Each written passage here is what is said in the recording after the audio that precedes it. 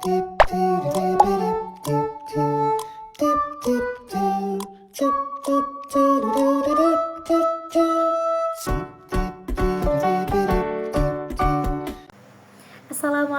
warahmatullahi wabarakatuh. Saya Dita Safitri dengan NIM 2311064, kelas PAI 5B. Baik, saya di sini ingin menyelesaikan tugas kepemimpinan dan perilaku organisasi pendidikan agama Islam mengenai model dan gaya kepemimpinan. Nah, yang pertama, model kepemimpinan kontinum. Model kepemimpinan ini dipopulerkan oleh Tanambun dan Schmidt, yaitu kepemimpinan yang berfokus pada atasan atau yang disebut dengan otokratis hingga yang berpusat pada bawahan yang disebut dengan demokratis.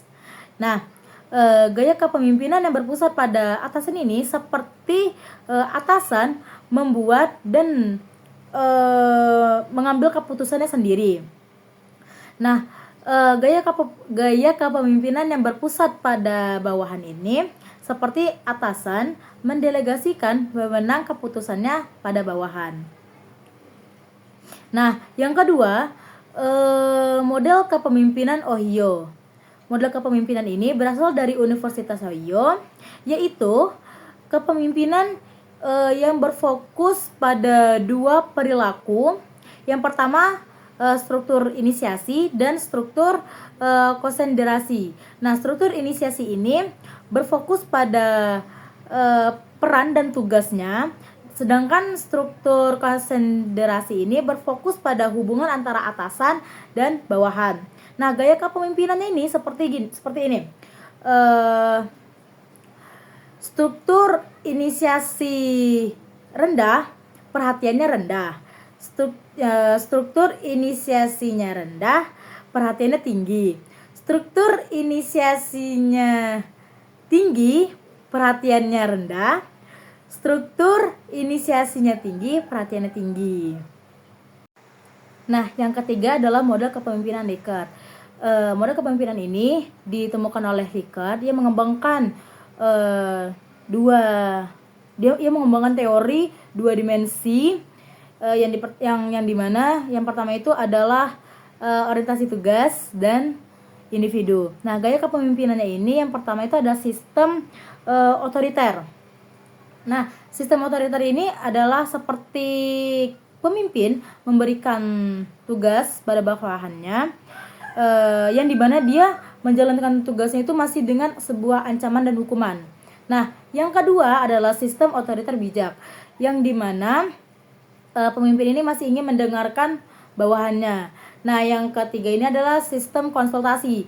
Nah, yang pemimpin memberikan dukungan serta masih bersifat konsultatif. Nah, yang keempat ini sistem partisipasi. Pemimpin menekankan pada kerja kelompok dan memiliki sifat keterbukaan pada bawahannya dalam mengambil keputusan. Nah, yang keempat adalah model kepemimpinan kontingensi. Nah, yang dimana model kepemimpinan ini berfokus pada tugas dan hubungan antara atasan dan bawahan. Pemimpin menyesuaikan perilakunya berdasarkan faktor-faktor seperti faktor bawahan, sifat tugas dan kondisi lingkungannya. Nah, yang kelima ada model kepemimpinan situasional yang dikemukakan oleh Harsey dan Descartes, yang dimana kepemimpinan ini seorang pemimpin masih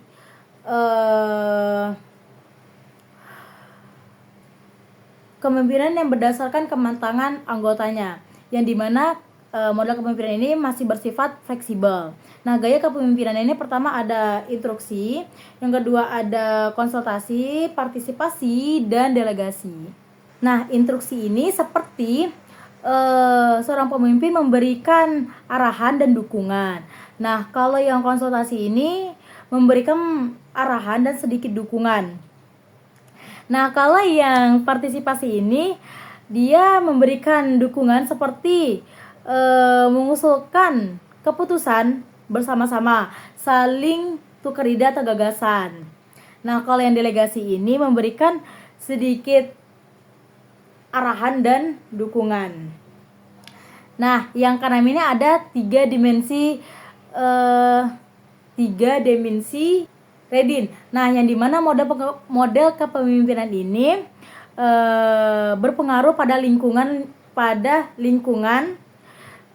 lingkungan gaya efektif dan tidak efektif. Nah, gaya efektif ini yang pertama itu ada eksekutif, terus ada developer. Nah, yang ketiga itu ada autokratis yang baik dan birokrat. Nah, kalau yang tidak aktif ini ada pecinta kompromi, terus misioner, yang ketiga ada otokrat, dan yang terakhir itu ada lari dari tugas. Nah, model kepemimpinan yang ketujuh itu ada managerial grade yang dikemukakan oleh Beck dan Moulton, yaitu kepemimpinan yang ditinjau perhatiannya terhadap tugas dan perhatian bawahannya. Nah, yang terakhir ada model kepemimpinan Combat. Nah, ini model kepemimpinan ini digunakan oleh jenderal dalam peperangannya.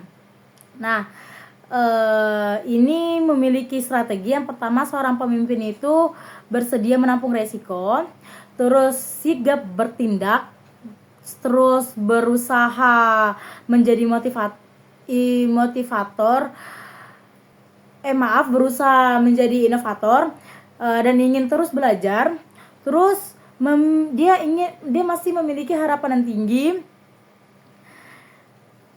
Selanjutnya selalu memiliki pikiran yang selalu berpikir positif, dan yang terakhir selalu ingin menjadi yang pertama selalu ingin maju duluan yang pertama sebelum orang lain maju.